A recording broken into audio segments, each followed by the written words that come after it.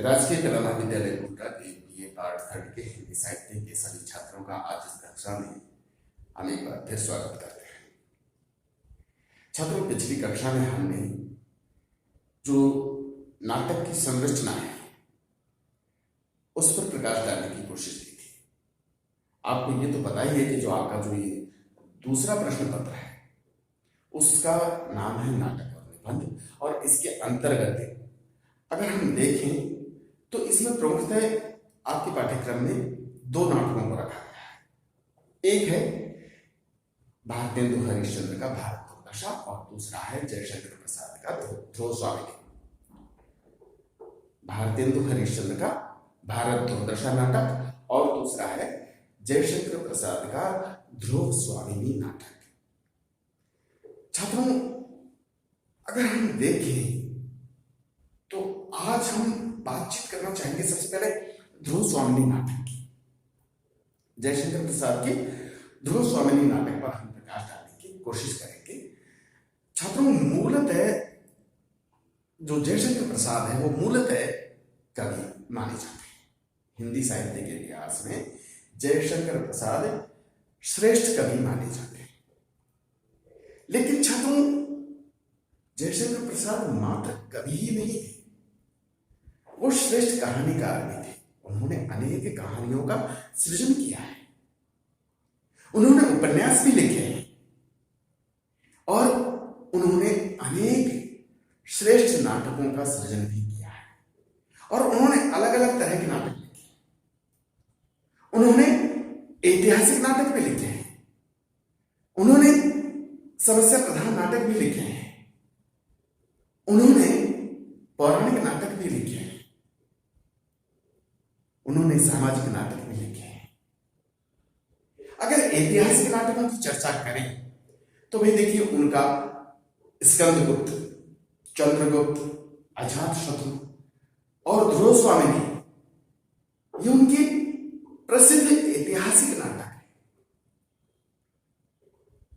पौराणिक नाटकों की चर्चा करें तो उनका जन्मेजय का नागयज्ञ पौराणिक नाटक की श्रेणी में आता है।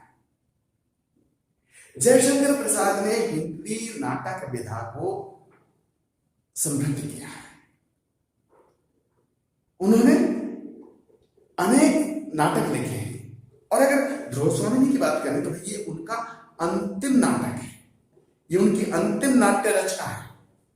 जयशंकर प्रसाद की अंतिम नाट्य रचना कौन सी है? ध्रुव स्वामिनी।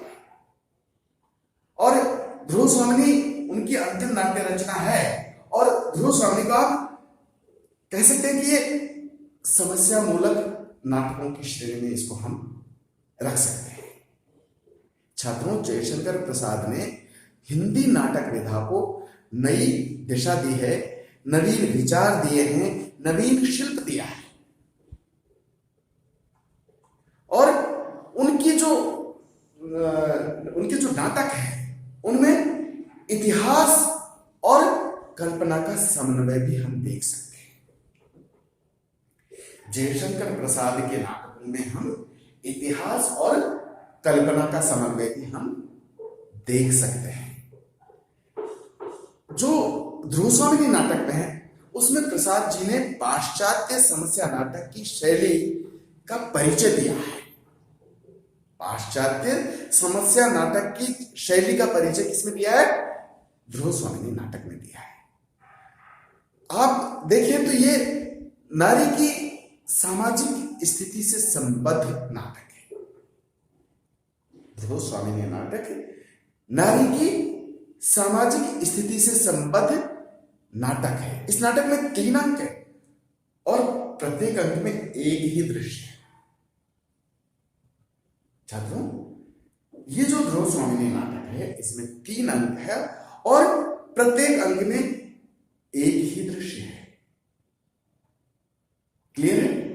अब आप देखिए, ये सामाजिक स्थिति का चित्रण तो है, इसमें नारी की सामाजिक स्थिति का चित्रण है।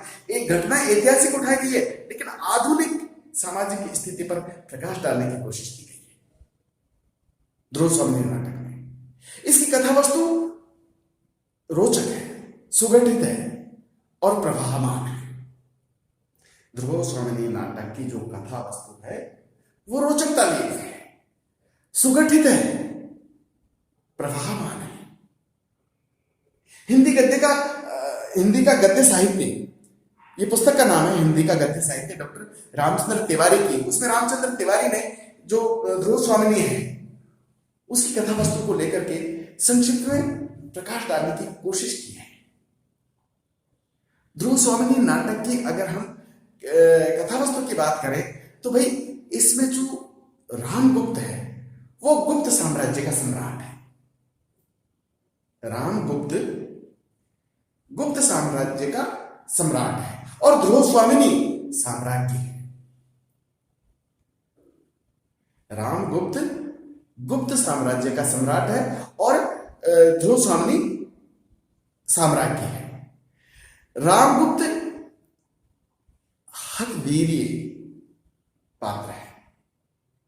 रामगुप्त हठवीर्य है। ध्रुव स्वामिनी से चंद्रगुप्त का गुप्त प्रेम इस पे चित्रित हुआ है। इस नाटक में ध्रुव स्वामिनी से चंद्रगुप्त का गुप्त प्रेम है। शकराज रामगुप्त की शक्तिहीनता से परिचित है।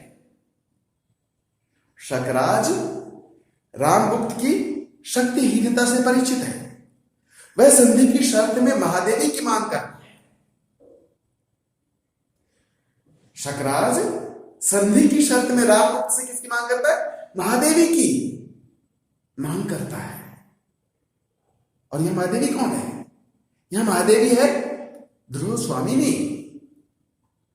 वो ध्रुव स्वामिनी की मांग करता है और वो उसकी रामगुप्त की जो शक्ति से वो शक्तिहीनता से परिचित है शकराज, इसीलिए वो संधि की शर्त रखता है। संधि की शर्त में वो ध्रुव स्वामिनी की मांग करता है। और आप देखेंगे कि इसके जो मंत्री है शिखर स्वामी, ये संधि की शर्त प्रकट करता है।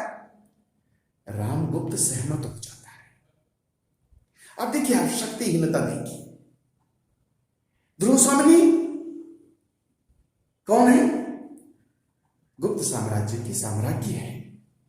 और सम्राट कौन है? रामगुप्त है। और शकराज जो उसका प्रतिद्वंदी है, जो उससे युद्ध करने को तैयार है, वो उसकी रामगुप्त की शक्तिहीनता से परिचित है। और वो संधि की शर्त में क्या रखता है? वो संधि की शर्त में महादेवी की मांग करता है, ध्रुव स्वामिनी की मांग करता है। और रामगुप्त स्वीकार कर लेता है। उस शर्त को रामगुप्त स्वीकार कर लेता है, सहमत हो जाता है। लेकिन चंद्रगुप्त वंश मर्यादा के खातिर इस शर्त का विरोध करते हैं। चंद्रगुप्त वंश मर्यादा के खातिर इस शर्त का विरोध करते हैं और वो क्या करते हैं? ध्रुव स्वामिनी के साथ स्वयं स्त्री वेश में शकराज के यहां पहुंच जाते हैं। कौन? चंद्रगुप्त। जब ध्रुव स्वामिनी को शकराज के यहां भेजा जा रहा है, रामगुप्त संधि की शर्त मान लेता है।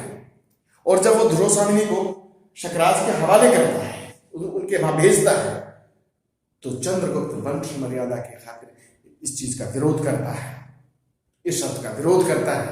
और वो ध्रुव स्वामिनी के साथ में स्त्री वेश में शकराज के यहां पहुंच जाता है। चंद्रगुप्त शकराज के यहां पर पहुंच जाता है और वहां पर शकराज का वध करता है। वहां जाकर के वो शकराज का वध करता है। लेकिन आप देखिए, रामगुप्त छल से चंद्रगुप्त को मारना चाहता है। रामगुप्त छल से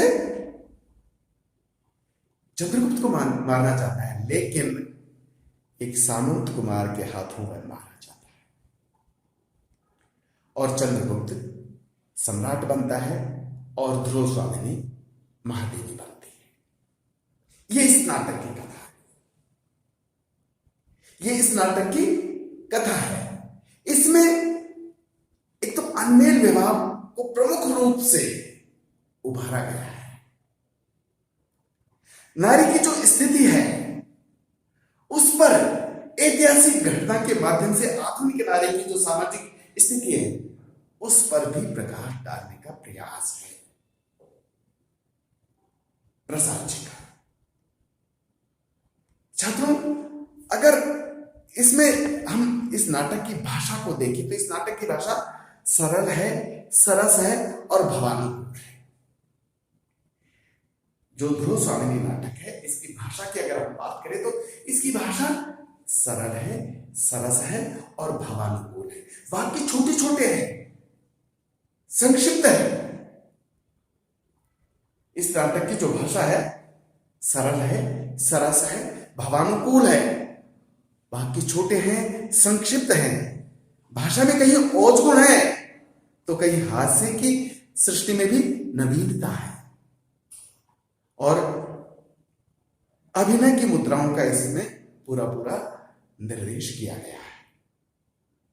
अगर इसके पात्रों की बात करें तो इसके जो पात्र हैं वो मैं अभी आपसे चर्चा कर रहा था। चंद्रगुप्त, ध्रुव स्वामिनी, रामगुप्त, शकराज, कोमा आदि इसके इस नाटक के पात्र हैं और इन पात्रों के माध्यम से, इस ऐतिहासिक घटना के माध्यम से जयशंकर प्रसाद जी ने आधुनिक नारी की सामाजिक स्थिति पर प्रकाश डालने की कोशिश की है। छात्रों, अगली कक्षा में हम जो इस नाटक के जो पात्र हैं, जो प्रमुख नायक नायिका है, उनकी चरित्र चित्रण पर प्रकाश डालेंगे, उनकी चारित्रिक विशेषताओं पर प्रकाश डालने की कोशिश करेंगे। तो छात्रों, अगली कक्षा में हम फिर मिलेंगे। तब तक के लिए नमस्कार।